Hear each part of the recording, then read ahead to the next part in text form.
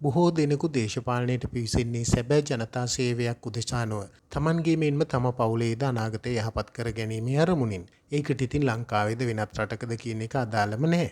ලංකාවෙත් ඒ වගේ මන්ත්‍රීවරු හැමතිවරු ගැන අපි අහලා තියෙනවනේ. මේ කියන්නේ යන්නේත් ඒ වගේ කතාවක්. මේ කතාව ඇහෙන්නේ ලංකාවෙන් නම් නෙමෙයි ඉරාකයෙන්. එරට මන්ත්‍රී නිවසකින් බිලියන ගණනක රන්නින් කර වූ යට ඇඳුම් සහ කෝටි ප්‍රකෝටි ගණනක සල්ලි මිටි හමු වූ පොතක් මේ වනවිට ලෝකයේම කතාමාන සිද්ධියක් බවට පත්ව තිබෙනවා. ඉරාක දේශපාලන ශ්‍රේෂ්ඨයෙන් මෙන්ම මුළු මහත් ලෝකයේම කැළඹීමට පත් කළ මේ කතාව එරට ක්‍රියාත්මක වූ මහා පරිමාණ දූෂණ මර්දන මෙහෙයුමකදී එරට පාර්ලිමේන්තු මන්ත්‍රී නිවසකින් සොයාගත් එකක් බවටයි වාර්තා වන්නේ. මෙලෙස දැඩි අවධානයට ලක්ව ඇත්තේ එරට පාර්ලිමේන්තු මන්ත්‍රීවරියක වන හින්ද් අලි අබ්බාසිගේ නිවසයි. එරට ආරක්ෂක අංශ විසින් ඇයගේ නිවස වටලා සිදු කළ විශේෂ සෝදිසි මෙහෙයුමකදී නිවසේ සංගවා තිබූ ඇමරිකානු ඩොලර් මිලියන් 57ක්, ඒ කියන්නේ රුපියල් කෝටි දහස් ගණනක අතිවිශාල මුදලක් සහ කිලෝග්‍රෑම් 27ක බරින් යුත් පිරිසුදු රන් තොගයක්ද සොයා ගැනීමට සමත්ව තිබෙනවා.